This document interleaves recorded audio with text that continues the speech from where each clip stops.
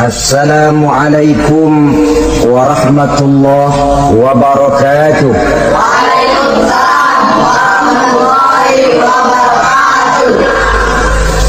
Alhamdulillah wassalatu wassalamu ala sayyidina Rasulillah sayyidina wa maulana Muhammad ibn Abdullah wa ala alihi wa sahbihi wa mawala la hawla wa la quwwata illa billah amma ba'du.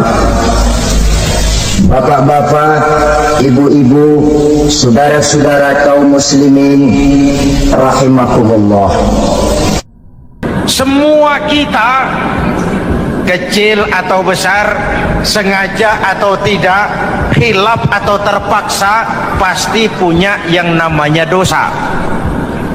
Di sini semua yang hadir nih, include saya, apa ada yang tidak punya dosa? Ayo, jujur. Apa ada di antara kita di sini yang nggak punya salah? Apa ada yang nggak punya dosa? Setiap kita, kecil, besar, sedikit, banyak, terlupa, terpaksa, pasti punya salah. Sekarang kalau mau hitung dagang, kita diberi umur 65, 40 tahun penuh dosa, lalu taubat 25 tahun. Menurut neraca hukum dagang belum seimbang. Dosa 40 tahun ditebus taubat 25 tahun. Menurut neraca hukum dagang. Untung Allah tidak dagang-dagangan kepada kita. Di Ramadan ini Allah ngobrol pahala. Di Ramadan ini Allah membuka pintu rahmah yang seluas-luasnya. Sampai-sampai ada hadis qudsi, "Lau amiltumul khataya hatta mala'atis sama thumma nadimtum fataballahu alaikum." Kalaupun kamu berbuat dosa, penuh langit dengan dosamu, kemudian kamu menyesal dan bertaubat, Allah pasti akan menerima taubatmu. Hadirin yang saya hormati, inilah momentum Ramadan, saat dimana kita melakukan pemutihan diri. Masih ingat cerita dalam kitab Durratun Nasihin? Saya ulang lagi cerita ini untuk sugesti. Ada buajingan tengik pernah membunuh 99 orang. Satu saat hidayah datang kepadanya, terniat ingin bertaubat. Dicarinya seorang ustadz, ketemu ustadz kepala ngajar. Ustadz, ya, apa? Saya mau taubat. Diterima apa tidak taubat saya? Emangnya dosa kamu apa? Saya pernah membunuh 99 orang, Ustaz. Ustadznya melotot. Wih, banyak amat. Enggak segampang itu nyawa hak prerogatif Allah. Cuma Allah yang berhak ngambil. Membunuh tanpa alasan yang benar, dosa besar. Dosamu kelewat banyak, Mas. Enggak bisa. Dia ponis lebih dulu kayak surga milik bapak moyangnya. Ini preman kita pikir, ini ustadz saya niat baik-baik ngomongnya nggak enak. Nah, daripada 99 tanggung, saya lempengin aja nih urusan dah. Dibabat lagi ustadz, tamat, selesai, pas, cepet. Niat taubatnya masih terus. Dia mengembara sampai ketemu seorang ustadz yang bijak. Waalaikumsalam Ustaz. Salam. Ada apa? Ustaz, saya mau taubat, diterima apa enggak sih? Oh, sebelum mentari terbit dari sebelah barat, sebelum napasmu sampai di tenggorokan, Allah akan menerima taubatmu. Boleh jadi dosamu besar, tapi ampunan Allah lebih besar dari dosamu. Begitu Ustaz. Iya. Cuman ngomong-ngomong, dosamu apa sih? Ustaz, saya sih tadinya cuma bunuh 99 orang. Terus ada Ustaz ngomongnya nggak enak, jadi saya cukupin. 100. Oh, taubatmu diterima asal benar-benar. Cuma begini saja, kampungmu kampung brengsek tuh, lingkunganmu nggak sehat. Kalau kau pulang ke sana lagi, niat taubatmu bisa lentur dan luntur. Kamu pindah saja, hijrah ke kampung lain yang lebih baik. Baik Ustaz, terima kasih. Wah, ngepak koper, pindah. Belum sampai ke kampung yang dituju, ajal datang merenggut nyawa. Ketika ruh keluar dari jasad, ini malaikat rahmah dengan malaikat azab rebutan. Kata malaikat rahmah, ini jatah saya. Orang ini sudah taubat, tempatnya di surga. Kata malaikat azab, nanti dulu. Taubat si taubat, 100 bagaimana urusannya? Bertengkar. Akhirnya Allah mengutus malaikat Jibril, kau adili. Kata Jibril, ukur sajalah mana yang lebih dekat, kampung yang dituju atau kampung yang ditinggalkan. Ketika diukur, kampung yang dituju lebih dekat dari kampung yang ditinggalkan. Kata Jibril, dia jatah malaikat rahmah, taubatnya diterima Allah. Nah, kalau mendengar riwayat seperti ini, jangan diartikan bahwa untuk taubat mesti membunuh 100 orang. Ini harus diartikan bagaimanapun besar dosa dan kesalahan yang kita lakukan, jangan putus asa dari rahmat Allah. Sebaliknya, bagaimanapun banyak kebaikan yang kita kerjakan, jangan puas hati dan sombong diri. Kita belum tahu akhir perjalanan hidup ini. Kita hanya berbuat dan berbuat. Kepastian itu haknya Allah. Ada yang masuk neraka karena menyiksa kucing, ada yang masuk surga walaupun sudah membunuh 100 orang. Bahkan kalau nanti saudara di surga ketemu orang-orang soleh, saudara nggak usah kaget, itu memang tempatnya di surga. Saudara akan kaget nanti kalau di surga ketemu pelacur. Pelacur masuk surga. Penasaran, saudara samperin, Mbak Yu. Ya Mas, sampean ada di sini, apa Allah nggak salah wesel ini? Iya Mas, saya ini ada di surga sini. Padahal waktu di dunia dulu saya ini siapa Mas tahu kan? Bang Mas juga langganan kan waktu.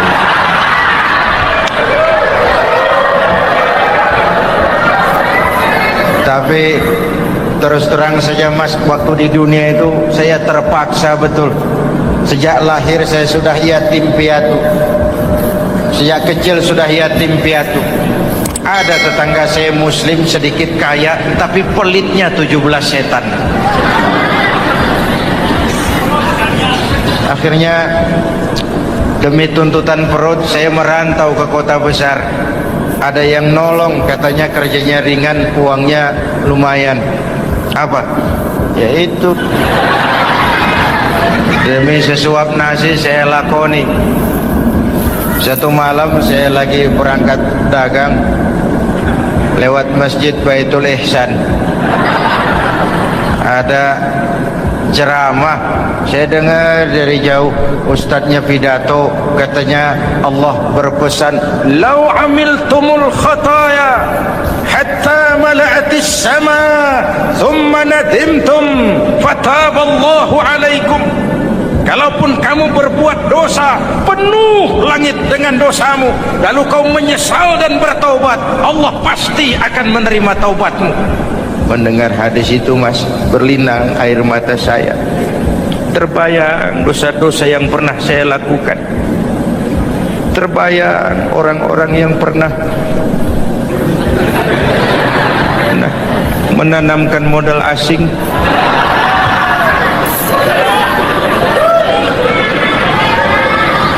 Dikala itu hidayah datang, saya niat taubat pulang kampung Mas, mudik.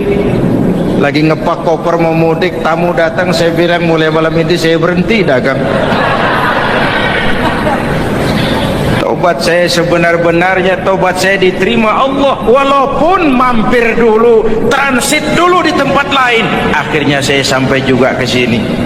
Inilah Ramadan. Orang baik bukan orang yang tidak pernah salah, karena tidak ada orang yang tidak pernah salah.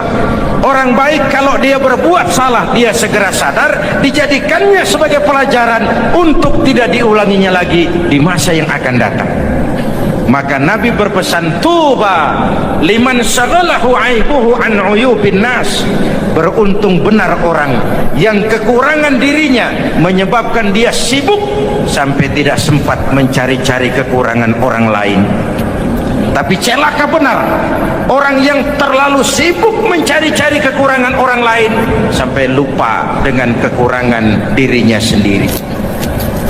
Hadirin, karena itu menurut Al-Imamul Ghazali, Lailatul Qadar itu malam istimewa. Adanya pada sepertiga yang akhir di malam-malam ganjil, 21, 23, 25, 27, 29.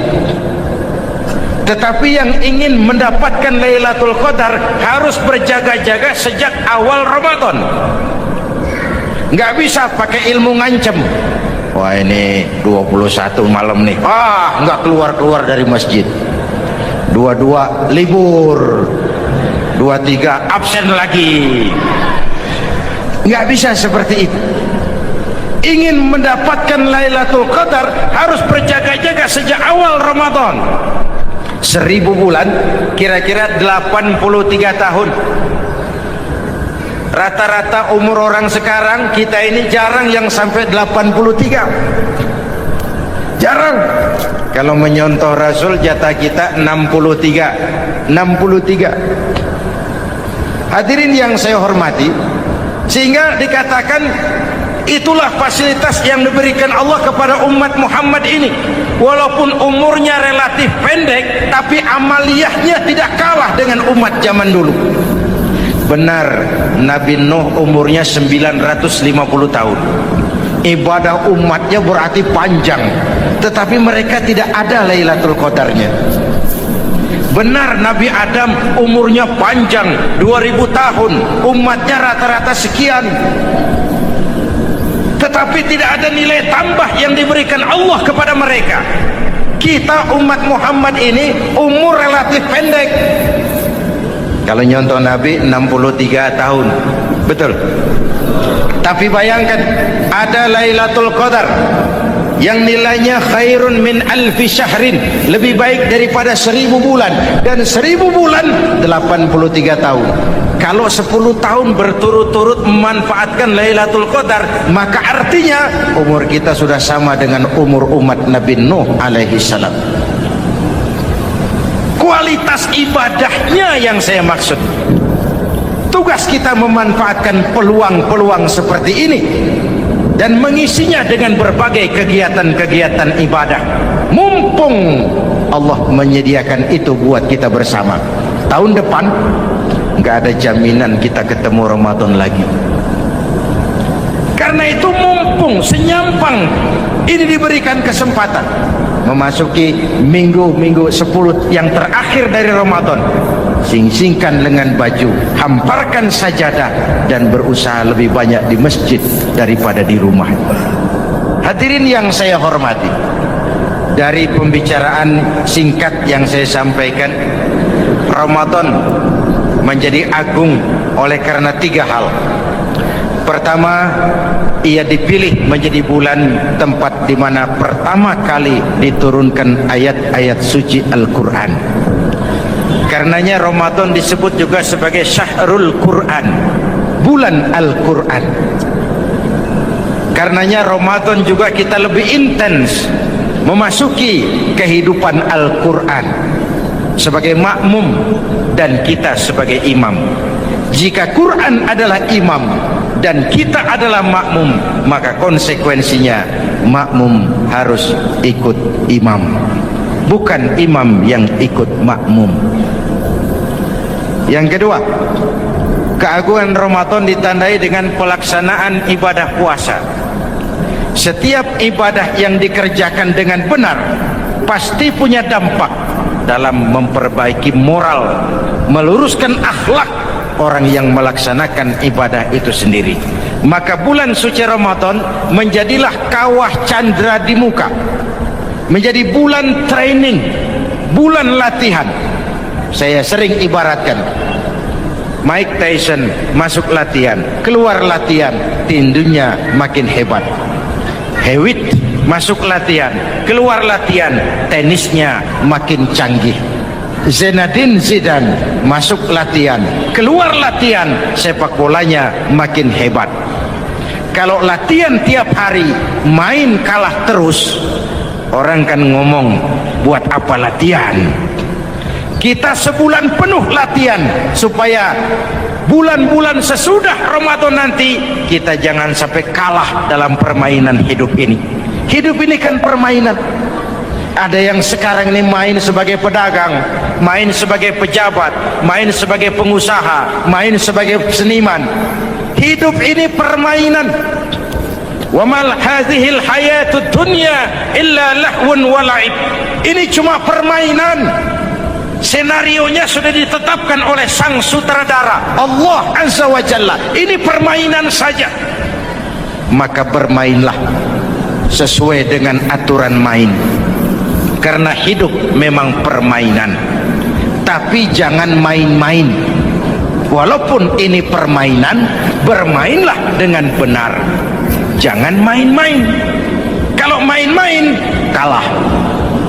Sepak bola permainan, main-main kalah. Bulu tangkis permainan, main-main kalah. Hidup ini permainan, main dengan benar, main sesuai dengan aturan main, main-main kalah. Hadirin yang saya hormati, karena itu 1 bulan untuk menghadapi 11 bulan sesudahnya. Ramadan dipilih oleh Allah menjadi bulan tempat di mana pertama kali diturunkan Al-Quranul Karim, kitab suci kita, imam kita, pedoman utama dalam melaksanakan berbagai kegiatan hidup. Pertama, ia berisi akidah yang tujuannya menyelamatkan manusia dari ketergantungan kepada benda, menyelamatkan manusia dari kemusyrikan, baik syirik yang jali maupun syirik yang khafi. Syirik jali itu syirik terang-terangan, nyata-nyata menyembah berhala, nyata-nyata meyakini Tuhan lebih dari satu. Kalau gitu insya Allah kita aman. Tapi ada syirik khafi, syirik yang tersembunyi, menjadikan yang selain Allah sebagai tujuan akhir dari seluruh kegiatan hidup. Itu syirik khafi. Saya sejak pakai cincin ini rezeki lancar. Cincin. Saya sejak pakai gesper ini, jangan anak gadis, nenek-nenek ngelihat saya lemes. Gesper. Ini sejak ada perkutut di rumah ini, bisnis bagus. Perkutut. Kalau komputer lebih kita kagumi dari Allah, itulah berhala kita. Kalau pangkat lebih kita utamakan dari Allah, itulah berhala kita. Kalau ilmu lebih kita kagumi daripada Allah, itulah berhala kita. Quran membebaskan manusia dari ketergantungan kepada benda, membersihkan keyakinan, meluruskan tauhid dengan konsep akidah. Lalu sisi yang kedua, syariat untuk mengatur kehidupan sesama manusia.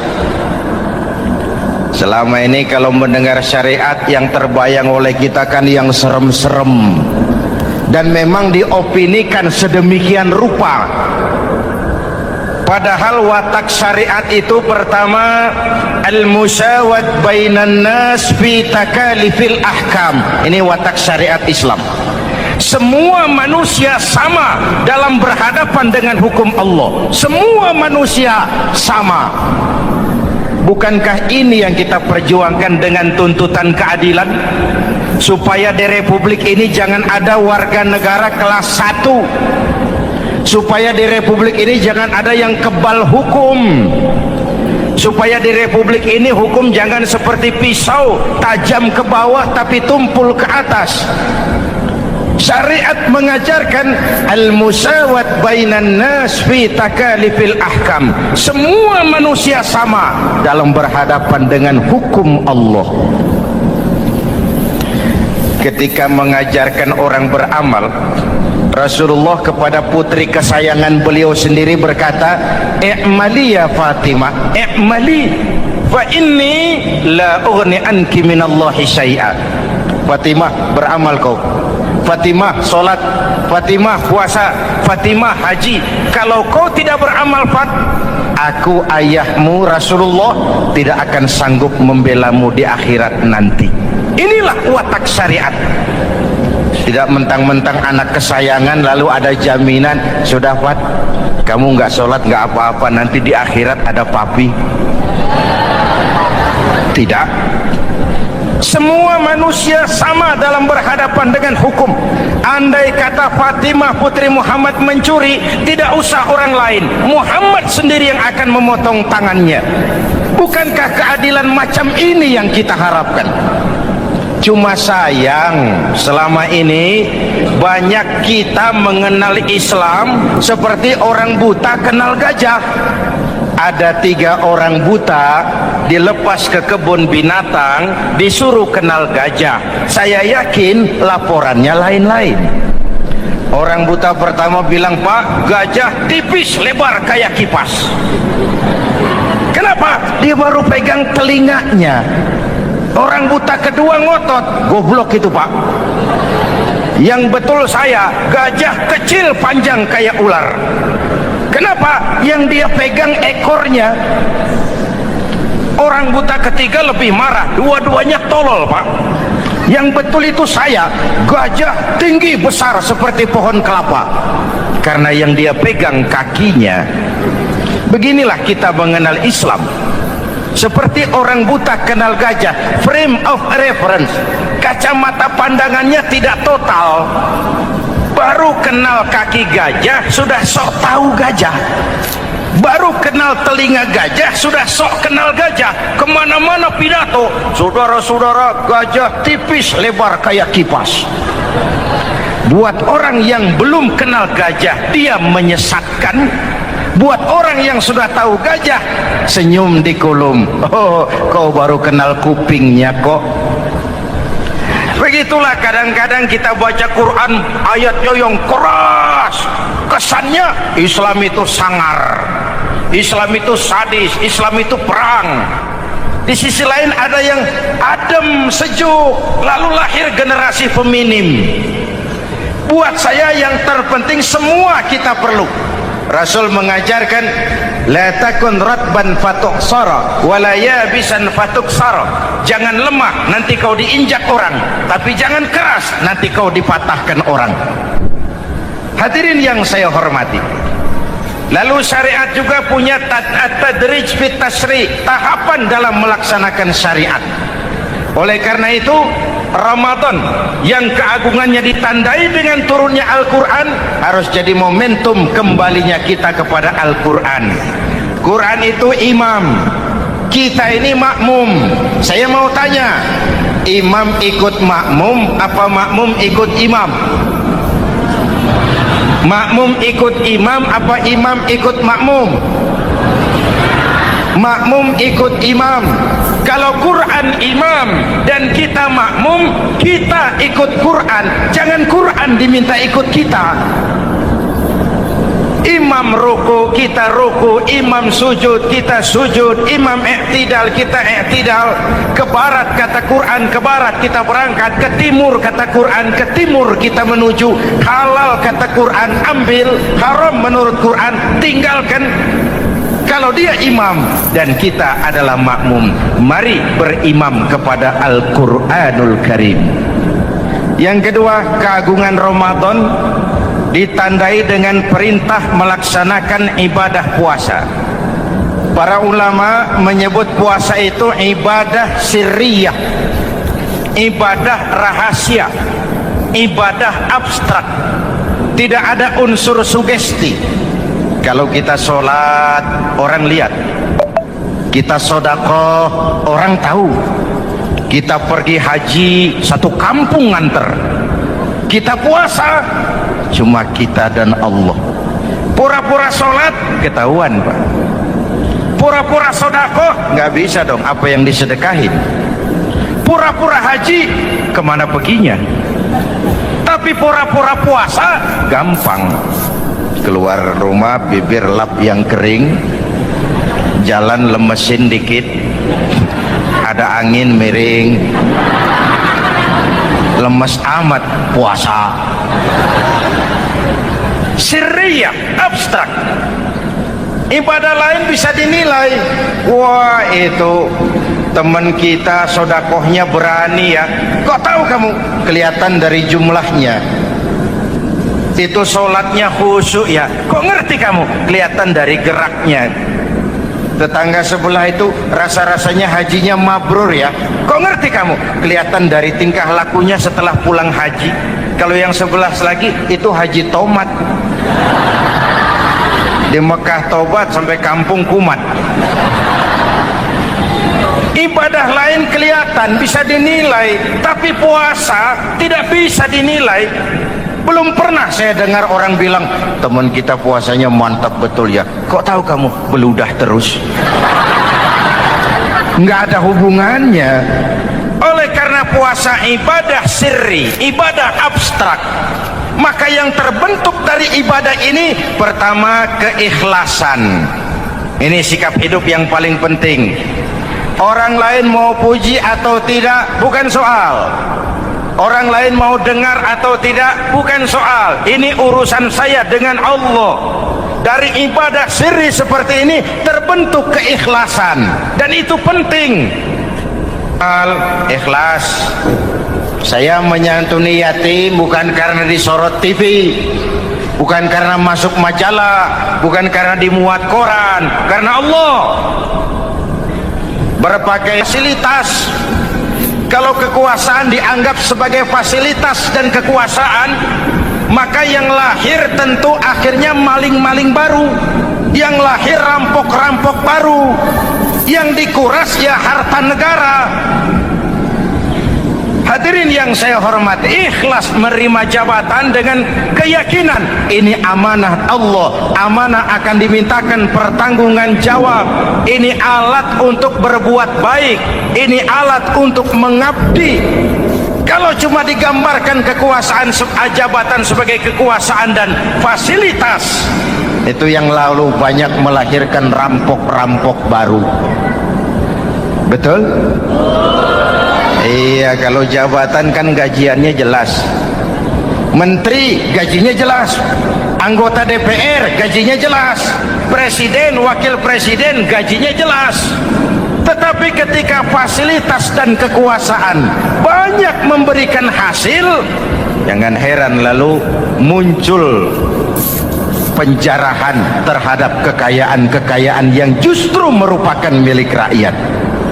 Ikhlas dalam menerima jabatan, ikhlas dalam berbuat, ikhlas dalam beramal. Lalu yang kedua, jujur. Tadi siang saudara sholat zuhur apa tidak? Sholat. Yang sholat?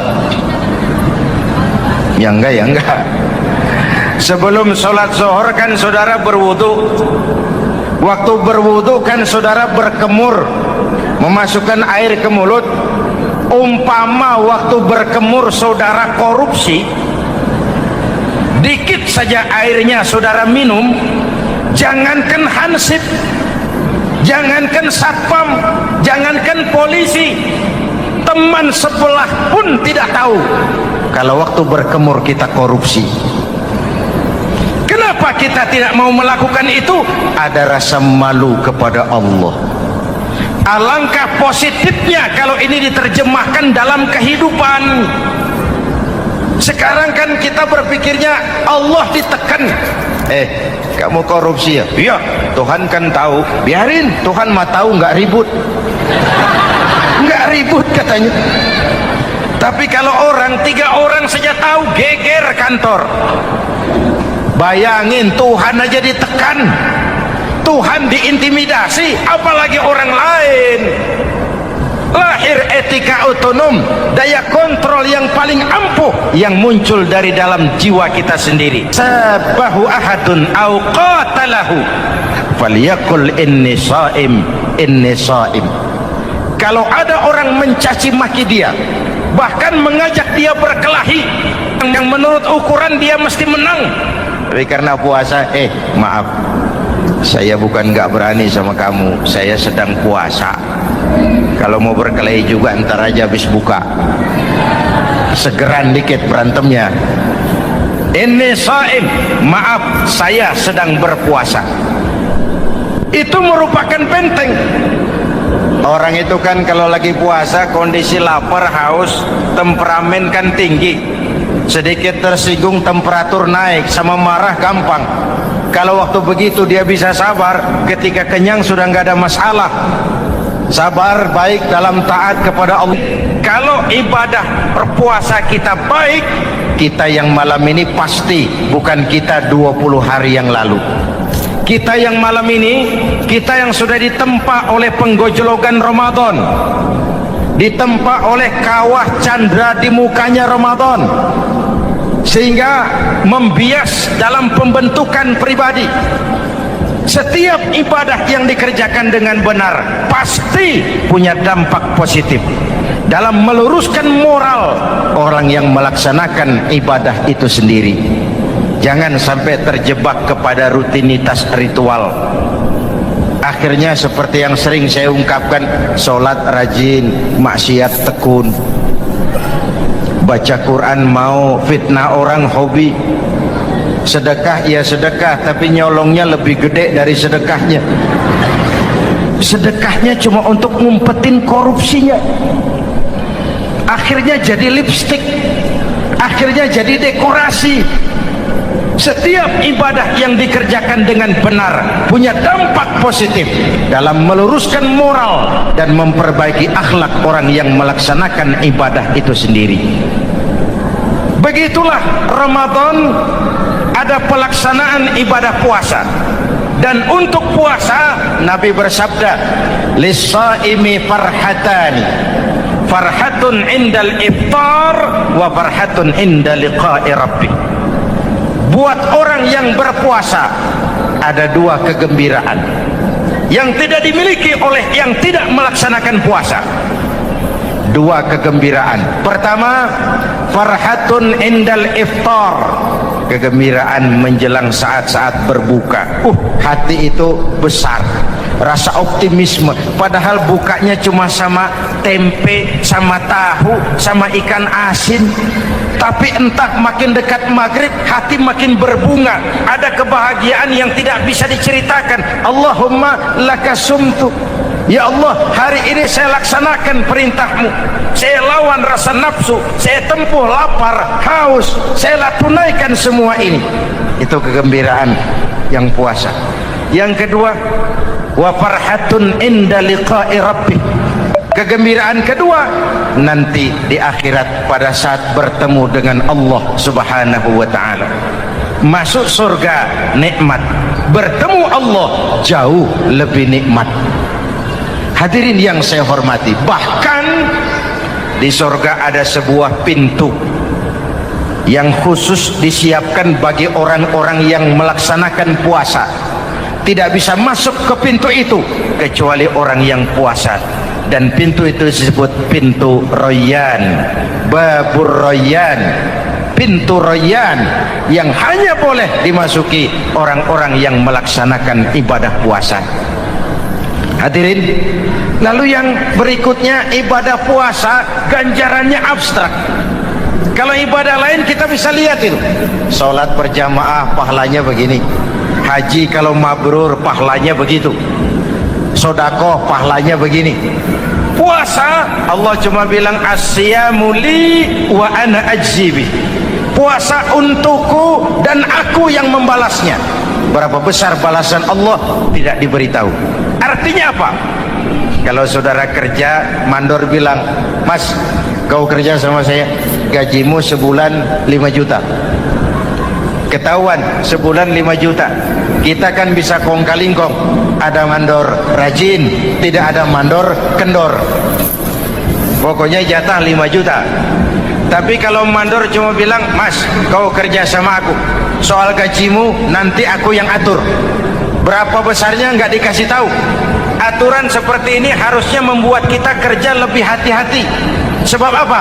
Mungkin gaji kita sama saja 5 juta kalau kerja biasa-biasa, mungkin jauh lebih besar kalau pekerjaan memuaskan, mungkin tidak digaji sama sekali kalau pekerjaan sembarangan.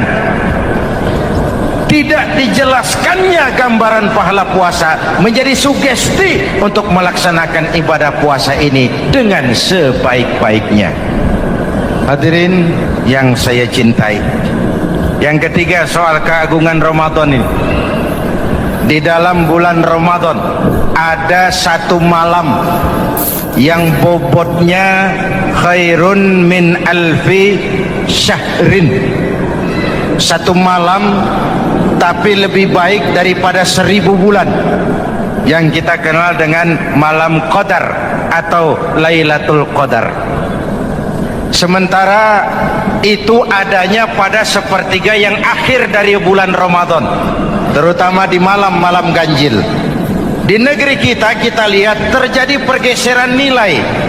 Awal-awal Ramadan, minggu pertama pasar sepi, masjid ramai, full house, meledak. Betul?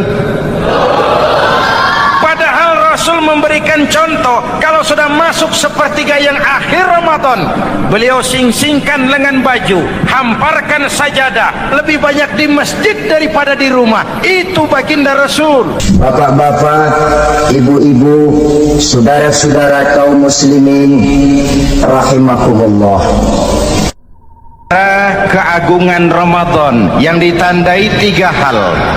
Pertama, Ramadan dipilih oleh Allah menjadi bulan tempat di mana pertama kali diturunkan Al-Quranul Karim, kitab suci kita, imam kita, pedoman utama dalam melaksanakan berbagai kegiatan hidup. Pertama, ia berisi akidah yang tujuannya menyelamatkan manusia dari ketergantungan kepada benda, menyelamatkan manusia dari kemusyrikan, baik syirik yang jali maupun syirik yang khafi. Syirik jali itu syirik terang-terangan, nyata-nyata menyembah berhala, nyata-nyata meyakini Tuhan lebih dari satu. Kalau gitu insya Allah kita aman. Tapi ada syirik khafi, syirik yang tersembunyi, menjadikan yang selain Allah sebagai tujuan akhir dari seluruh kegiatan hidup. Itu syirik khafi. Saya sejak pakai cincin ini rezeki lancar. Cincin. Saya sejak pakai gesper ini, jangan anak gadis, nenek-nenek ngelihat saya lemes. Gesper. Ini sejak ada perkutut di rumah ini, bisnis bagus. Perkutut. Kalau komputer lebih kita kagumi dari Allah, itulah berhala kita. Kalau pangkat lebih kita utamakan dari Allah, itulah berhala kita. Kalau ilmu lebih kita kagumi daripada Allah, itulah berhala kita. Quran membebaskan manusia dari ketergantungan kepada benda, membersihkan keyakinan, meluruskan tauhid dengan konsep akidah. Lalu sisi yang kedua, syariat untuk mengatur kehidupan sesama manusia. Selama ini kalau mendengar syariat yang terbayang oleh kita kan yang serem-serem, dan memang diopinikan sedemikian rupa. Padahal watak syariat itu pertama, al-musawat bainan nas fi takalifil ahkam. Ini watak syariat Islam. Semua manusia sama dalam berhadapan dengan hukum Allah. Semua manusia sama. Bukankah ini yang kita perjuangkan dengan tuntutan keadilan?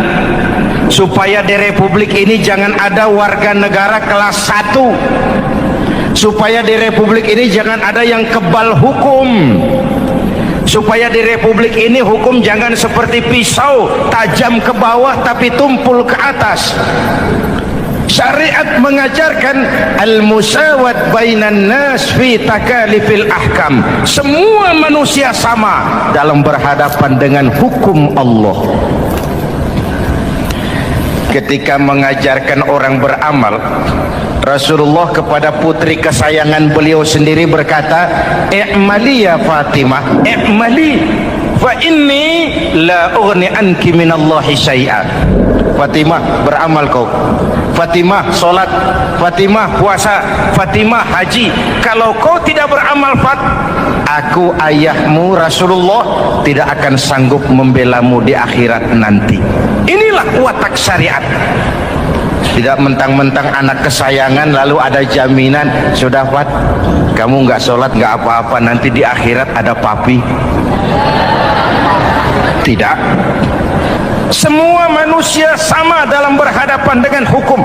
Andai kata Fatimah putri Muhammad mencuri, tidak usah orang lain, Muhammad sendiri yang akan memotong tangannya. Bukankah keadilan macam ini yang kita harapkan? Cuma sayang, selama ini banyak kita mengenal Islam seperti orang buta kenal gajah. Ada 3 orang buta dilepas ke kebun binatang, disuruh kenal gajah. Saya yakin laporannya lain-lain. Orang buta pertama bilang, "Pak, gajah tipis lebar kayak kipas." Kenapa? Dia baru pegang telinganya. Orang buta kedua ngotot, "Goblok itu Pak. Yang betul saya, gajah kecil panjang kayak ular." Kenapa? Yang dia pegang ekornya. Orang buta ketiga lebih marah, dua-duanya tolol Pak. Yang betul itu saya, gajah tinggi besar seperti pohon kelapa. Karena yang dia pegang kakinya. Beginilah kita mengenal Islam. Seperti orang buta kenal gajah, frame of reference, kacamata pandangannya tidak total. Baru kenal kaki gajah sudah sok tahu gajah. Baru kenal telinga gajah sudah sok kenal gajah. Kemana-mana pidato, saudara-saudara, gajah tipis lebar kayak kipas. Buat orang yang belum kenal gajah, dia menyesatkan. Buat orang yang sudah tahu gajah, senyum di kulum. Oh, kau baru kenal kupingnya kok. Begitulah kadang-kadang kita baca Quran, ayatnya yang keras.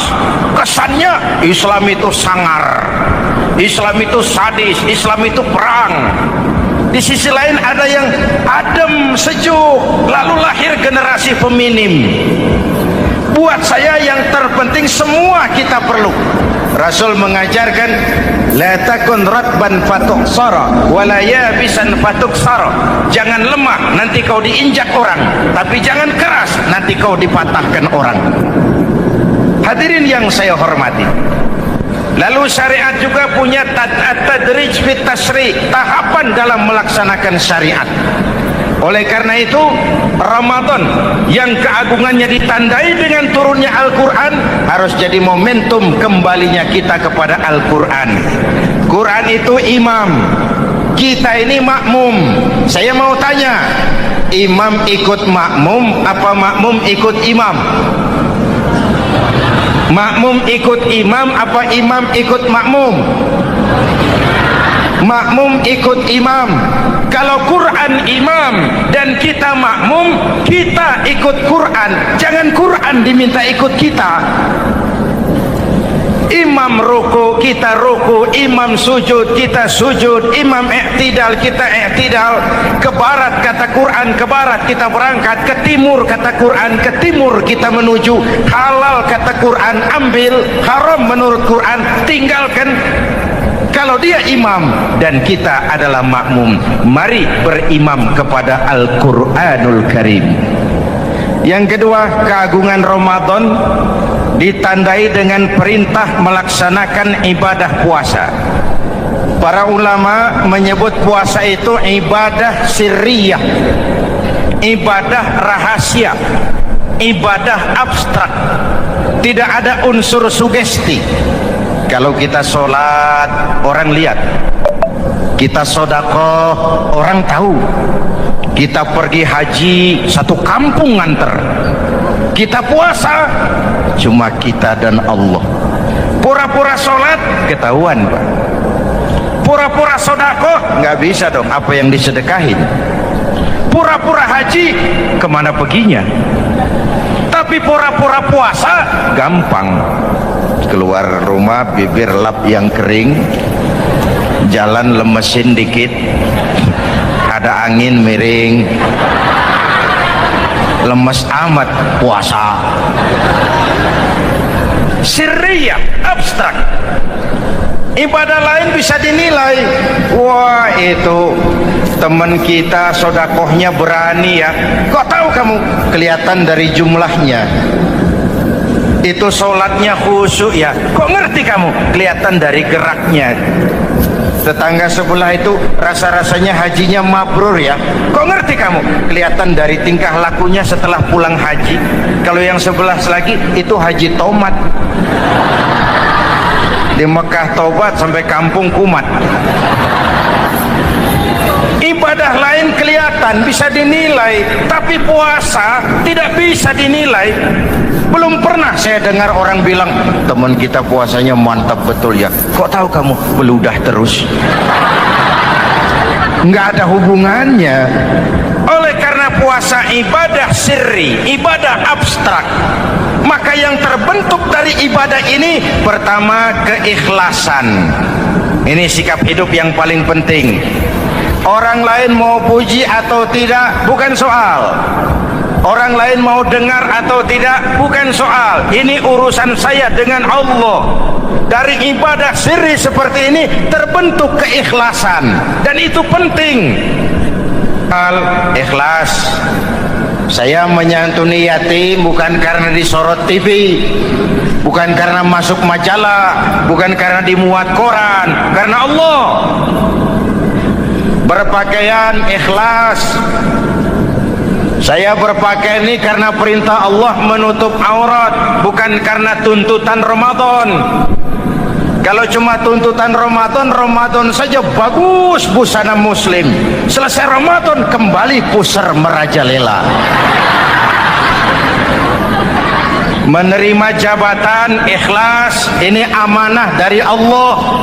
Jabatan adalah alat untuk mengabdi, bukan cuma alat yang melahirkan kekuasaan dan fasilitas. Kalau kekuasaan dianggap sebagai fasilitas dan kekuasaan, maka yang lahir tentu akhirnya maling-maling baru, yang lahir rampok-rampok baru, yang dikuras ya harta negara.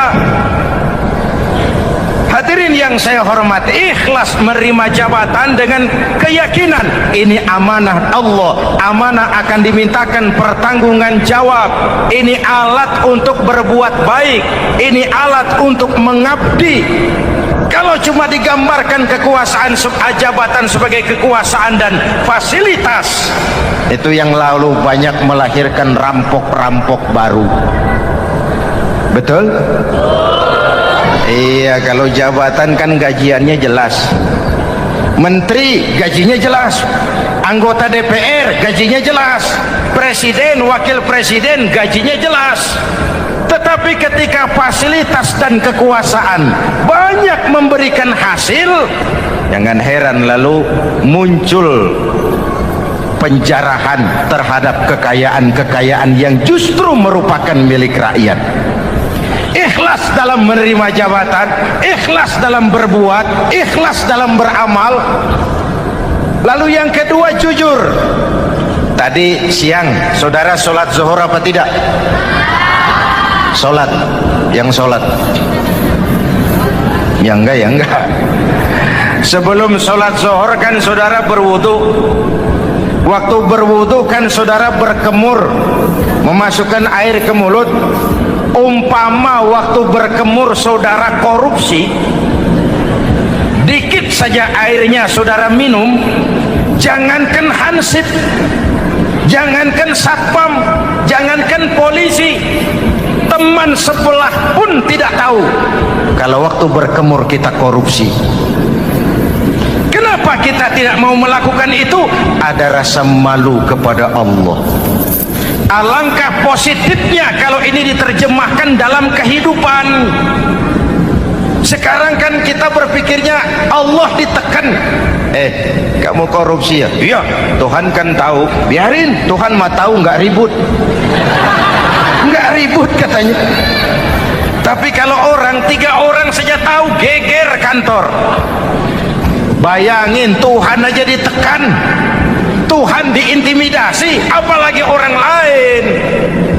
Lahir etika otonom, daya kontrol yang paling ampuh yang muncul dari dalam jiwa kita sendiri. Sabahu ahadun au qatalahu falyaqul inni shaim, inni shaim. Kalau ada orang mencaci maki dia, bahkan mengajak dia berkelahi yang menurut ukuran dia mesti menang, tapi karena puasa, maaf, saya bukan nggak berani sama kamu, saya sedang puasa. Kalau mau berkelahi juga ntar aja habis buka, segeran dikit berantemnya. Ini shaim, maaf, saya sedang berpuasa. Itu merupakan benteng. Orang itu kan kalau lagi puasa kondisi lapar, haus, temperamen kan tinggi, sedikit tersinggung temperatur naik, sama marah gampang. Kalau waktu begitu dia bisa sabar, ketika kenyang sudah nggak ada masalah. Sabar baik dalam taat kepada Allah. Kalau ibadah berpuasa kita baik, kita yang malam ini pasti bukan kita 20 hari yang lalu. Kita yang malam ini, kita yang sudah ditempa oleh penggojologan Ramadan, ditempa oleh kawah candra di mukanya Ramadan, sehingga membias dalam pembentukan pribadi. Setiap ibadah yang dikerjakan dengan benar pasti punya dampak positif dalam meluruskan moral orang yang melaksanakan ibadah itu sendiri. Jangan sampai terjebak kepada rutinitas ritual. Akhirnya seperti yang sering saya ungkapkan, sholat rajin, maksiat tekun, baca Quran mau, fitnah orang hobi, sedekah ya sedekah, tapi nyolongnya lebih gede dari sedekahnya. Sedekahnya cuma untuk ngumpetin korupsinya. Akhirnya jadi lipstik, akhirnya jadi dekorasi. Setiap ibadah yang dikerjakan dengan benar punya dampak positif dalam meluruskan moral dan memperbaiki akhlak orang yang melaksanakan ibadah itu sendiri. Begitulah Ramadan, ada pelaksanaan ibadah puasa. Dan untuk puasa Nabi bersabda, lis-shaimi farhatani, farhatun indal iftar wa farhatun inda liqa'i rabbih. Buat orang yang berpuasa ada 2 kegembiraan yang tidak dimiliki oleh yang tidak melaksanakan puasa. 2 kegembiraan. Pertama, farhatun indal iftar, kegembiraan menjelang saat-saat berbuka. Hati itu besar, rasa optimisme, padahal bukanya cuma sama tempe, sama tahu, sama ikan asin. Tapi entah makin dekat maghrib hati makin berbunga, ada kebahagiaan yang tidak bisa diceritakan. Allahumma laka sumtu, ya Allah, hari ini saya laksanakan perintahmu, saya lawan rasa nafsu, saya tempuh lapar, haus, saya tunaikan semua ini. Itu kegembiraan yang puasa.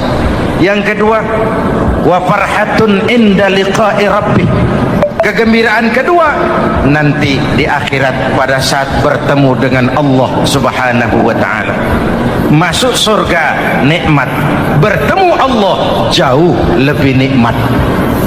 Hadirin yang saya hormati, bahkan di surga ada sebuah pintu yang khusus disiapkan bagi orang-orang yang melaksanakan puasa. Tidak bisa masuk ke pintu itu kecuali orang yang puasa, dan pintu itu disebut pintu Rayyan, Babur Rayyan, pintu Rayyan yang hanya boleh dimasuki orang-orang yang melaksanakan ibadah puasa. Hadirin, lalu yang berikutnya ibadah puasa ganjarannya abstrak.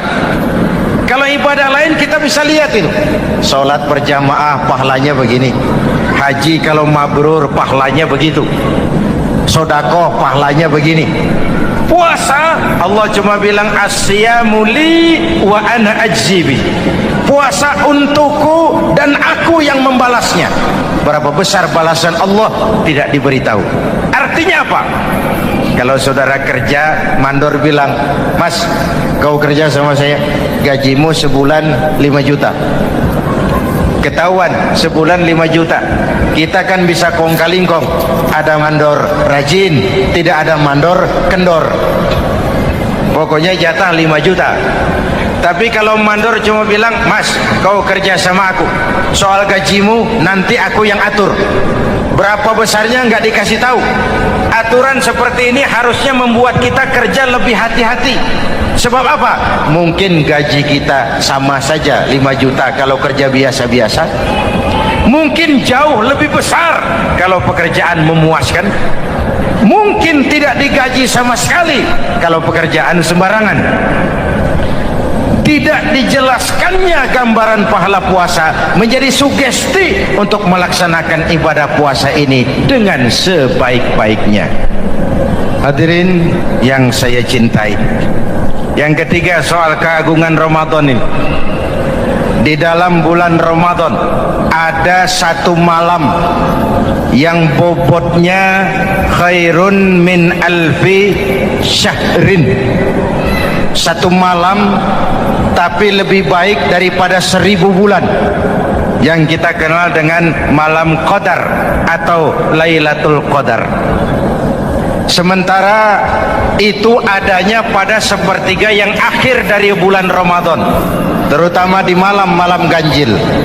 Di negeri kita lihat terjadi pergeseran nilai. Awal-awal Ramadan, minggu pertama, pasar sepi, masjid ramai, full house, meledak. Betul? Padahal Rasul memberikan contoh, kalau sudah masuk sepertiga yang akhir Ramadan, beliau sing-singkan lengan baju, hamparkan sajadah, lebih banyak di masjid daripada di rumah. Itu baginda Rasul. Sing-singkan lengan baju, hamparkan sajadah, lebih banyak di masjid daripada di rumah. Hadirin yang saya hormati, di situ makna meraih kemenangan. Karena itu lebaran lain dengan Idul Fitri. Lebaran siapa saja boleh ikutan, tapi Idul Fitri milik orang yang melaksanakan ibadah Ramadan dengan baik. Nah, saya kembali kepada Lailatul Qadar. Semua kita, kecil atau besar, sengaja atau tidak, khilaf atau terpaksa, pasti punya yang namanya dosa. Di sini semua yang hadir nih, include saya, apa ada yang tidak punya dosa?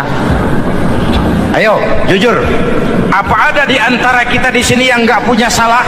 Apa ada yang nggak punya dosa?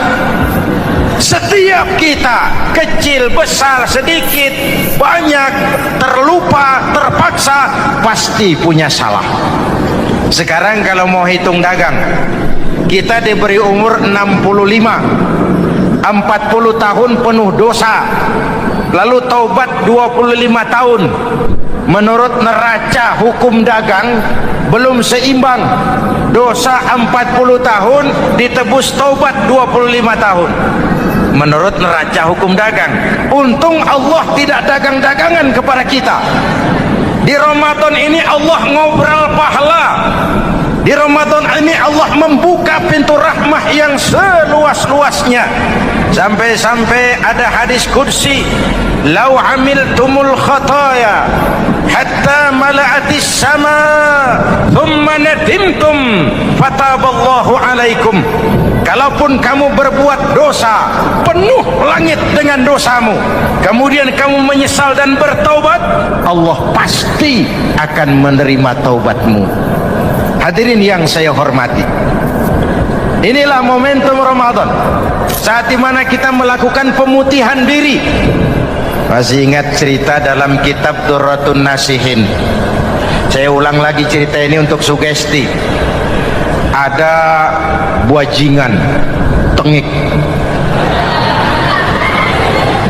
pernah membunuh 99 orang. Satu saat hidayah datang kepadanya, terniat ingin bertaubat. Dicarinya seorang ustadz, ketemu ustadz kepala ngajar. Ustadz, ya, apa? Saya mau taubat, diterima apa tidak taubat saya? Emangnya dosa kamu apa? Saya pernah membunuh 99 orang, Ustadz. Ustadznya melotot. Wih, banyak amat. Enggak segampang itu nyawa hak prerogatif Allah. Cuma Allah yang berhak ngambil. Membunuh tanpa alasan yang benar dosa besar. Dosamu kelewat banyak, Mas. Enggak bisa. Dia ponis lebih dulu kayak surga milik bapak moyangnya. Ini preman kita pikir ini ustadz saya niat baik-baik kok ngomongnya nggak enak. Nah, daripada 99 tanggung, saya lempengin aja dia urusan dah. Dibabat lagi ustadz, tamat, selesai, pas, cepet. Niat taubatnya masih terus. Dia mengembara sampai ketemu seorang ustadz yang bijak. Waalaikumsalam Ustadz. Assalam. Ada apa? Ustadz, saya mau taubat, diterima apa enggak sih? Oh, sebelum mentari terbit dari sebelah barat, sebelum napasmu sampai di tenggorokan, Allah akan menerima taubatmu. Boleh jadi dosamu besar, tapi ampunan Allah lebih besar dari dosamu. Begitu Ustaz. Iya. Cuman ngomong-ngomong dosamu apa sih? Ustaz, saya sih tadinya cuma bunuh 99 orang. Terus ada Ustaz ngomongnya nggak enak, jadi saya cukupin 100. Oh, taubatmu diterima asal benar-benar. Cuma begini saja, kampungmu kampung brengsek tuh, lingkunganmu nggak sehat. Kalau kau pulang ke sana lagi, niat taubatmu bisa lentur dan luntur. Kamu pindah saja, hijrah ke kampung lain yang lebih baik. Baik Ustaz, terima kasih. Wah, ngepak koper, pindah. Belum sampai ke kampung yang dituju, ajal datang merenggut nyawa. Ketika ruh keluar dari jasad, ini malaikat rahmah dengan malaikat azab rebutan. Kata malaikat rahmah, ini jatah saya. Orang ini sudah taubat, tempatnya di surga. Kata malaikat azab, nanti dulu. Taubat si taubat, 100 bagaimana urusannya? Bertengkar. Akhirnya Allah mengutus malaikat Jibril, kau adili. Kata Jibril, ukur sajalah mana yang lebih dekat, kampung yang dituju atau kampung yang ditinggalkan. Ketika diukur, kampung yang dituju lebih dekat dari kampung yang ditinggalkan. Kata Jibril, dia jatah malaikat rahmah, taubatnya diterima Allah. Nah, kalau mendengar riwayat seperti ini, jangan diartikan bahwa untuk taubat mesti membunuh 100 orang. Ini harus diartikan bagaimanapun besar dosa dan kesalahan yang kita lakukan, jangan putus asa dari rahmat Allah. Sebaliknya, bagaimanapun banyak kebaikan yang kita kerjakan, jangan puas hati dan sombong diri. Kita belum tahu akhir perjalanan hidup ini. Kita hanya berbuat dan berbuat. Kepastian itu haknya Allah. Ada yang masuk neraka karena menyiksa kucing, ada yang masuk surga walaupun sudah membunuh 100 orang.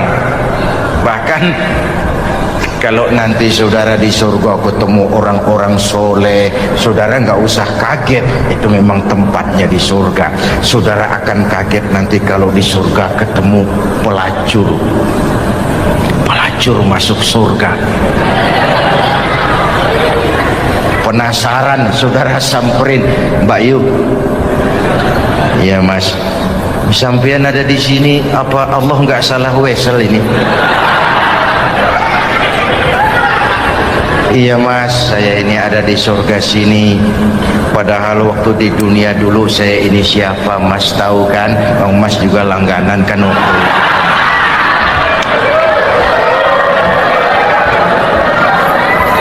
Tapi terus terang saja Mas, waktu di dunia itu saya terpaksa betul. Sejak lahir saya sudah yatim piatu. Sejak kecil sudah yatim piatu. Ada tetangga saya muslim sedikit kaya, tapi pelitnya 17 setan. Akhirnya demi tuntutan perut saya merantau ke kota besar. Ada yang nolong, katanya kerjanya ringan, uangnya lumayan. Apa? Yaitu demi sesuap nasi saya lakoni.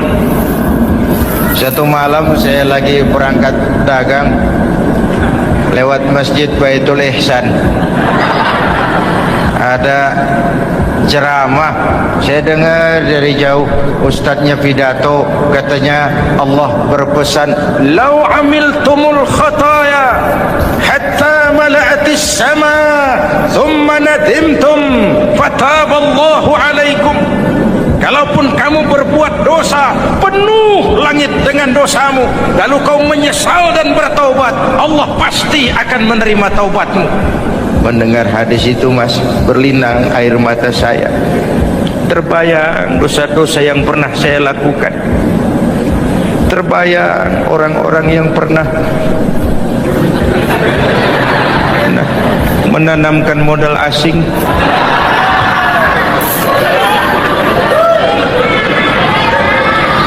Dikala itu hidayah datang, saya niat taubat pulang kampung Mas, mudik. Lagi ngepak koper mau mudik, tamu datang, saya bilang mulai malam ini saya berhenti dagang. Taubat saya sebenar-benarnya, taubat saya diterima Allah, walaupun mampir dulu, transit dulu di tempat lain. Akhirnya saya sampai juga ke sini. Inilah Ramadan. Orang baik bukan orang yang tidak pernah salah, karena tidak ada orang yang tidak pernah salah. Orang baik kalau dia berbuat salah, dia segera sadar, dijadikannya sebagai pelajaran untuk tidak diulanginya lagi di masa yang akan datang. Maka Nabi berpesan, tuba liman syaghalahu aibuhu an uyubin nas. Beruntung benar orang yang kekurangan dirinya menyebabkan dia sibuk sampai tidak sempat mencari-cari kekurangan orang lain. Tapi celaka benar orang yang terlalu sibuk mencari-cari kekurangan orang lain sampai lupa dengan kekurangan dirinya sendiri. Hadirin, karena itu menurut Al-Imamul Ghazali, Lailatul Qadar itu malam istimewa. Adanya pada sepertiga yang akhir di malam-malam ganjil, 21, 23, 25, 27, 29. Tetapi yang ingin mendapatkan Lailatul Qadar harus berjaga-jaga sejak awal Ramadan. Nggak bisa pakai ilmu ngancem. Wah ini 21 malam nih, nggak keluar-keluar dari masjid. 22 libur, 23 absen lagi. Nggak bisa seperti itu. Ingin mendapatkan Lailatul Qadar harus berjaga-jaga sejak awal Ramadan. 1000 bulan, kira-kira 83 tahun. Rata-rata umur orang sekarang, kita ini jarang yang sampai 83. Jarang. Kalau menyontoh Rasul, jatah kita 63. 63. Hadirin yang saya hormati, sehingga dikatakan itulah fasilitas yang diberikan Allah kepada umat Muhammad ini. Walaupun umurnya relatif pendek, tapi amaliyahnya tidak kalah dengan umat zaman dulu. Benar, Nabi Nuh umurnya 950 tahun. Ibadah umatnya berarti panjang, tetapi mereka tidak ada Lailatul Qadarnya. Benar Nabi Adam umurnya panjang 2000 tahun, umatnya rata-rata sekian, tetapi tidak ada nilai tambah yang diberikan Allah kepada mereka. Kita umat Muhammad ini umur relatif pendek. Kalau nyontoh Nabi 63 tahun, betul. Tapi bayangkan ada Lailatul Qadar yang nilainya khairun min alfi syahrin, lebih baik daripada 1000 bulan, dan 1000 bulan 83 tahun. Kalau 10 tahun berturut-turut memanfaatkan Lailatul Qadar, maka artinya umur kita sudah sama dengan umur umat Nabi Nuh alaihi salam. Kualitas ibadahnya yang saya maksud. Tugas kita memanfaatkan peluang-peluang seperti ini dan mengisinya dengan berbagai kegiatan-kegiatan ibadah. Mumpung Allah menyediakan itu buat kita bersama. Tahun depan nggak ada jaminan kita ketemu Ramadan lagi. Karena itu mumpung senyampang ini diberikan kesempatan memasuki minggu-minggu 10 yang terakhir dari Ramadan, sing-singkan lengan baju, hamparkan sajadah, dan berusaha lebih banyak di masjid daripada di rumah. Hadirin yang saya hormati, dari pembicaraan singkat yang saya sampaikan, Ramadan menjadi agung oleh karena 3 hal. Pertama, ia dipilih menjadi bulan tempat di mana pertama kali diturunkan ayat-ayat suci Al-Quran. Karenanya Ramadan disebut juga sebagai Syahrul Quran, bulan Al-Quran. Karenanya Ramadan juga kita lebih intens memasuki kehidupan Al-Quran sebagai makmum dan kita sebagai imam. Jika Quran adalah imam dan kita adalah makmum, maka konsekuensinya makmum harus ikut imam, bukan imam yang ikut makmum. Yang kedua, keagungan Ramadan ditandai dengan pelaksanaan ibadah puasa. Setiap ibadah yang dikerjakan dengan benar pasti punya dampak dalam memperbaiki moral, meluruskan akhlak orang yang melaksanakan ibadah itu sendiri. Maka bulan suci Ramadan menjadilah kawah candra di muka, menjadi bulan training, bulan latihan. Saya sering ibaratkan, Mike Tyson masuk latihan, keluar latihan, tinjunya makin hebat. Hewitt masuk latihan, keluar latihan, tenisnya makin canggih. Zinedine Zidane masuk latihan, keluar latihan, sepak bolanya makin hebat. Kalau latihan tiap hari, main kalah terus, orang kan ngomong, buat apa latihan? Kita sebulan penuh latihan supaya bulan-bulan sesudah Ramadan nanti kita jangan sampai kalah dalam permainan hidup ini. Hidup ini kan permainan. Ada yang sekarang ini main sebagai pedagang, main sebagai pejabat, main sebagai pengusaha, main sebagai seniman. Hidup ini permainan. Wa mal hadhil hayatud dunya illa lahwun wa la'ib. Ini cuma permainan. Senarionya sudah ditetapkan oleh sang sutradara Allah Azza wa Jalla. Ini permainan saja. Maka bermainlah sesuai dengan aturan main, karena hidup memang permainan. Tapi jangan main-main. Walaupun ini permainan, bermainlah dengan benar. Jangan main-main. Kalau main-main, kalah. Sepak bola permainan, main-main, kalah. Bulu tangkis permainan, main-main, kalah. Hidup ini permainan, main dengan benar, main sesuai dengan aturan main, main-main, kalah. Hadirin yang saya hormati, karena itu 1 bulan untuk menghadapi 11 bulan sesudahnya. Yang ketiga, ditandai keagungan Ramadan dengan ada nuzulul Quran. Diberikan Allah kepada siapa saja yang dikehendakinya. Semoga ibadah yang sudah kita kerjakan kiranya diterima Allah. Yang masih akan kita kerjakan diberikan kita kekuatan zahir dan batin untuk dapat melaksanakannya dengan sebaik-baik.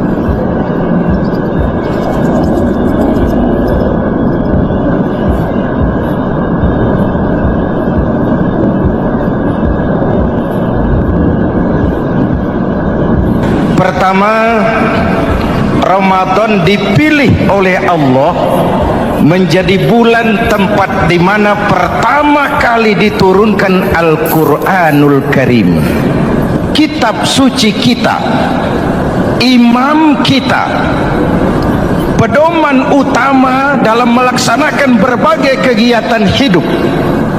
Pertama, ia berisi akidah yang tujuannya menyelamatkan manusia dari ketergantungan kepada benda, menyelamatkan manusia dari kemusyrikan, baik syirik yang jali maupun syirik yang khafi. Syirik jali itu syirik terang-terangan, nyata-nyata menyembah berhala, nyata-nyata meyakini Tuhan lebih dari satu. Kalau gitu insya Allah kita aman. Tapi ada syirik khafi, syirik yang tersembunyi, menjadikan yang selain Allah sebagai tujuan akhir dari seluruh kegiatan hidup. Itu syirik khafi. Saya sejak pakai cincin ini rezeki lancar. Cincin. Saya sejak pakai gesper ini, jangan anak gadis, nenek-nenek ngelihat saya lemes. Gesper. Ini sejak ada perkutut di rumah ini, bisnis bagus. Perkutut. Kalau komputer lebih kita kagumi dari Allah, itulah berhala kita. Kalau pangkat lebih kita utamakan dari Allah, itulah berhala kita. Kalau ilmu lebih kita kagumi daripada Allah, itulah berhala kita. Quran membebaskan manusia dari ketergantungan kepada benda, membersihkan keyakinan, meluruskan tauhid dengan konsep akidah. Lalu sisi yang kedua, syariat untuk mengatur kehidupan sesama manusia.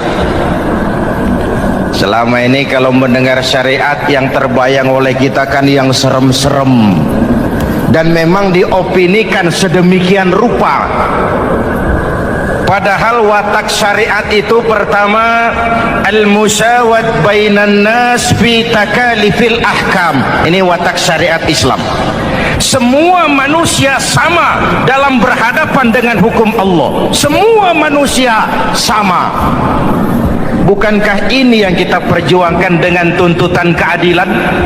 Supaya di Republik ini jangan ada warga negara kelas 1. Supaya di Republik ini jangan ada yang kebal hukum. Supaya di Republik ini hukum jangan seperti pisau, tajam ke bawah tapi tumpul ke atas. Syariat mengajarkan al-musawat bainan nas fi takalifil ahkam. Semua manusia sama dalam berhadapan dengan hukum Allah. Ketika mengajarkan orang beramal, Rasulullah kepada putri kesayangan beliau sendiri berkata, "I'mali ya Fatimah, i'mali fa inni la ughni anki minallahi syai'a." Fatimah, beramal kau. Fatimah, solat. Fatimah, puasa. Fatimah, haji. Kalau kau tidak beramal, aku ayahmu Rasulullah tidak akan sanggup membelamu di akhirat nanti. Inilah watak syariat. Tidak mentang-mentang anak kesayangan lalu ada jaminan, sudah Fat, kamu nggak sholat nggak apa-apa, nanti di akhirat ada papi.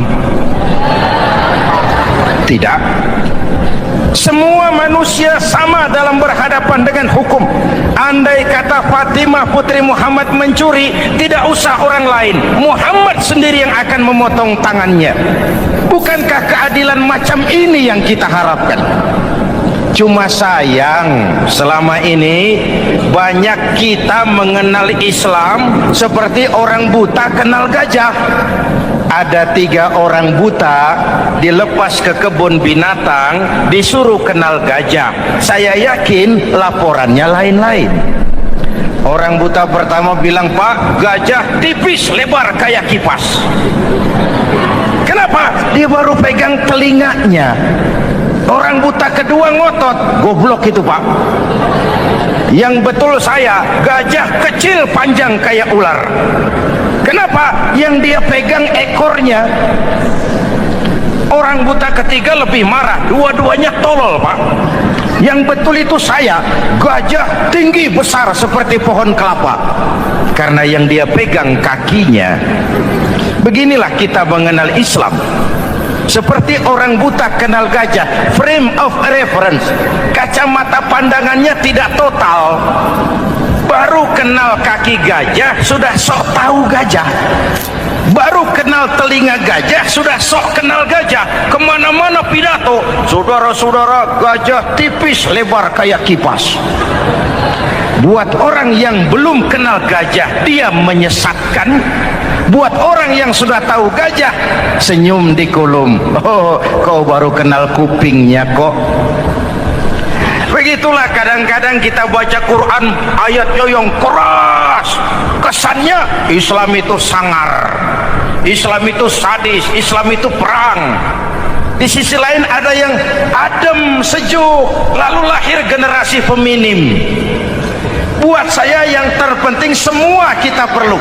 Rasul mengajarkan, la takun ratban fatuksara wala yabisan fatuksara. Jangan lemah, nanti kau diinjak orang, tapi jangan keras, nanti kau dipatahkan orang. Hadirin yang saya hormati, lalu syariat juga punya tadrij fit tasri, tahapan dalam melaksanakan syariat. Oleh karena itu, Ramadan yang keagungannya ditandai dengan turunnya Al-Quran harus jadi momentum kembalinya kita kepada Al-Quran. Quran itu imam, kita ini makmum. Saya mau tanya, imam ikut makmum apa makmum ikut imam? Makmum ikut imam apa imam ikut makmum? Makmum ikut imam. Kalau Quran imam dan kita makmum, kita ikut Quran. Jangan Quran diminta ikut kita. Imam ruku, kita ruku. Imam sujud, kita sujud. Imam i'tidal, kita i'tidal. Ke barat kata Quran, ke barat kita berangkat. Ke timur kata Quran, ke timur kita menuju. Halal kata Quran, ambil. Haram menurut Quran, tinggalkan. Kalau dia imam dan kita adalah makmum, mari berimam kepada Al-Quranul Karim. Yang kedua, keagungan Ramadan ditandai dengan perintah melaksanakan ibadah puasa.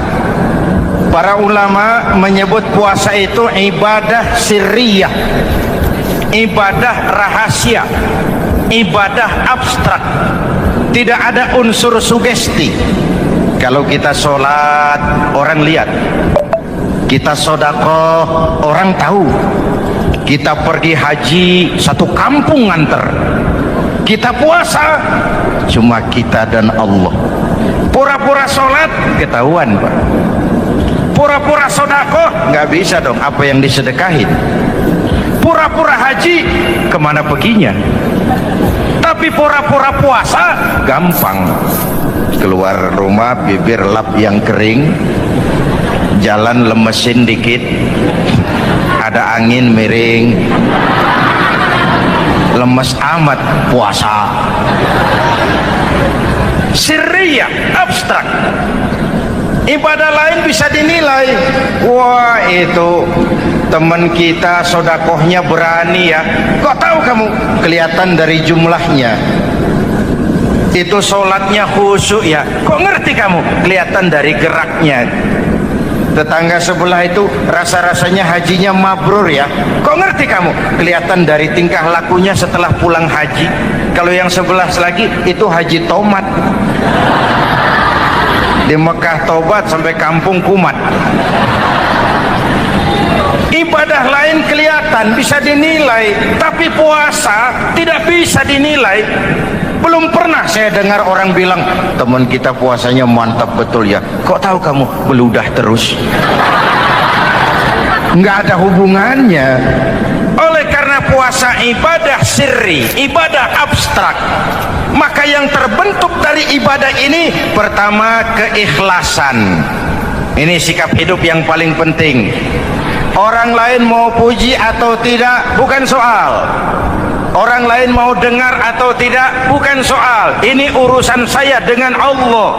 Dari ibadah sirri seperti ini terbentuk keikhlasan, dan itu penting. Ikhlas.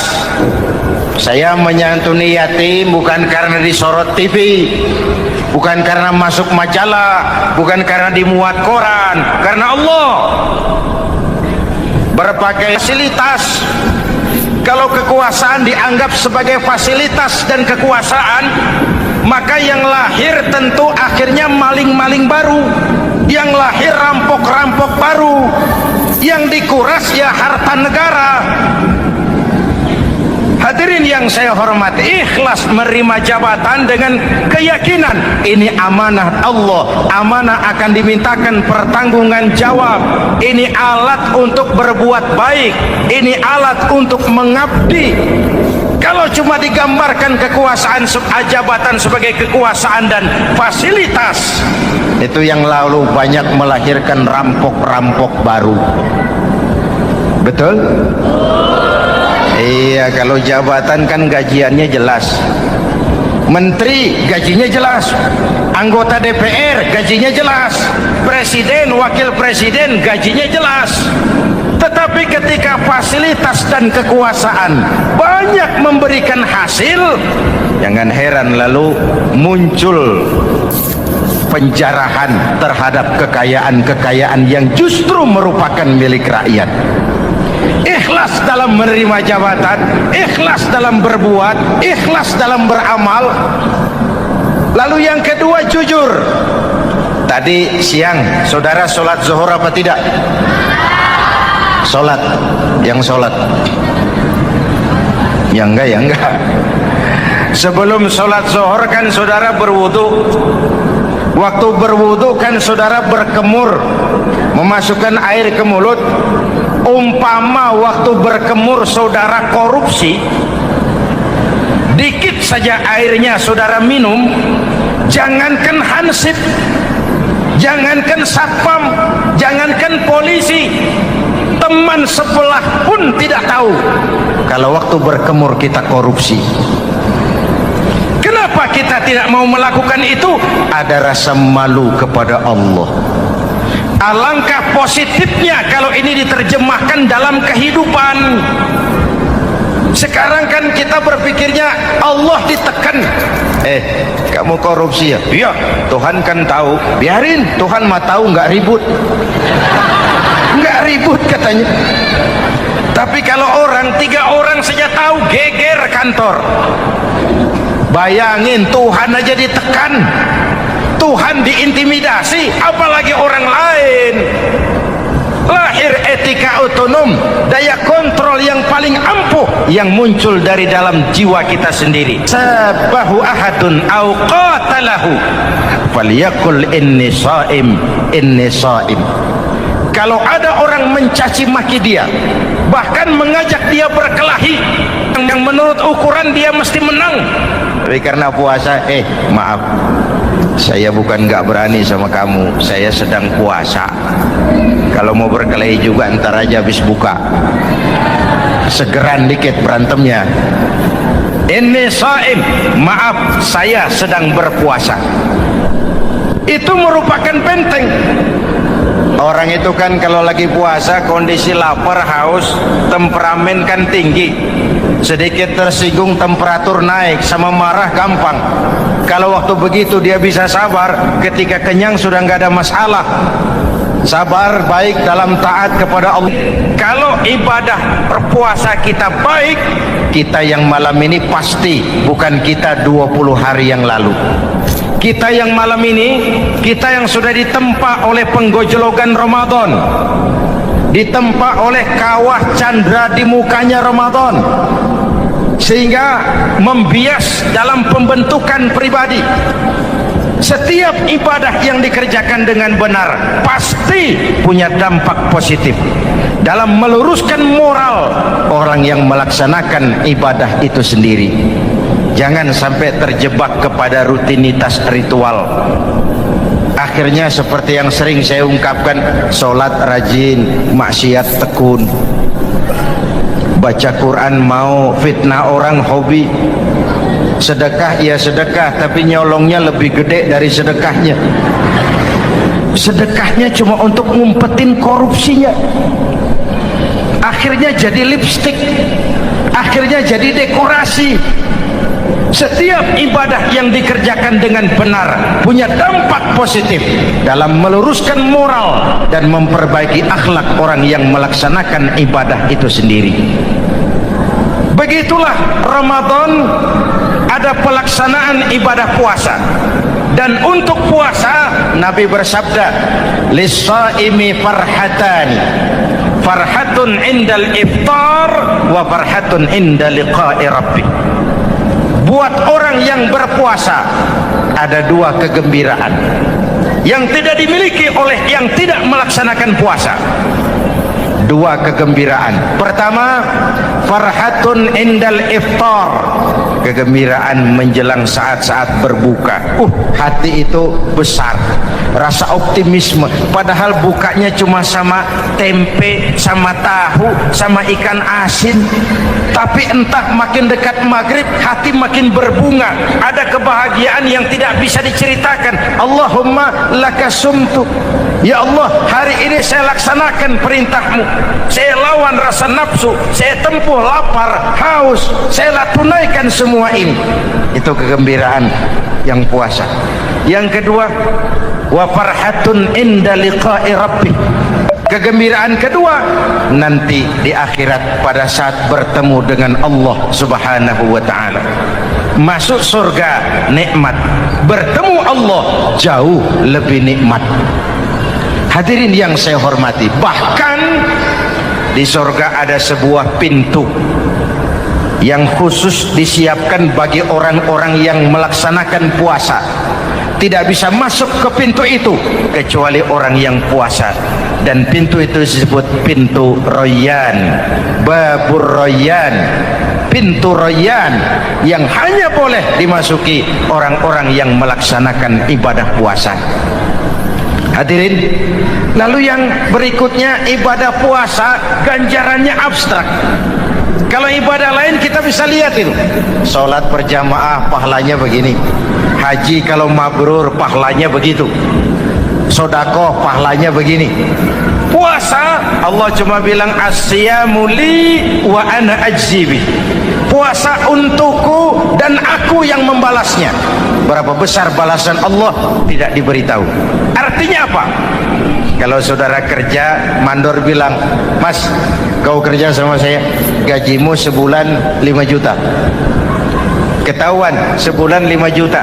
Kita kan bisa kong-kalingkong, ada mandor rajin, tidak ada mandor kendor. Pokoknya jatah 5 juta. Tapi kalau mandor cuma bilang, Mas, kau kerja sama aku, soal gajimu nanti aku yang atur, berapa besarnya nggak dikasih tahu. Aturan seperti ini harusnya membuat kita kerja lebih hati-hati. Sebab apa? Mungkin gaji kita sama saja 5 juta kalau kerja biasa-biasa, mungkin jauh lebih besar kalau pekerjaan memuaskan, mungkin tidak digaji sama sekali kalau pekerjaan sembarangan. Tidak dijelaskannya gambaran pahala puasa menjadi sugesti untuk melaksanakan ibadah puasa ini dengan sebaik-baiknya. Hadirin yang saya cintai, yang ketiga soal keagungan Ramadan ini. Di dalam bulan Ramadan ada satu malam yang bobotnya khairun min alfi syahrin. Satu malam tapi lebih baik daripada 1000 bulan, yang kita kenal dengan malam Qadar atau Lailatul Qadar. Sementara itu adanya pada sepertiga yang akhir dari bulan Ramadan, terutama di malam-malam ganjil. Di negeri kita lihat terjadi pergeseran nilai. Awal-awal Ramadan, minggu pertama, pasar sepi, masjid ramai, full house, meledak. Betul? Padahal Rasul memberikan contoh, kalau sudah masuk sepertiga yang akhir Ramadan, beliau sing-singkan lengan baju, hamparkan sajadah, lebih banyak di masjid daripada di rumah. Itu baginda Rasul. Sing-singkan lengan baju, hamparkan sajadah, lebih banyak di masjid daripada di rumah. Hadirin yang saya hormati, di situ makna meraih kemenangan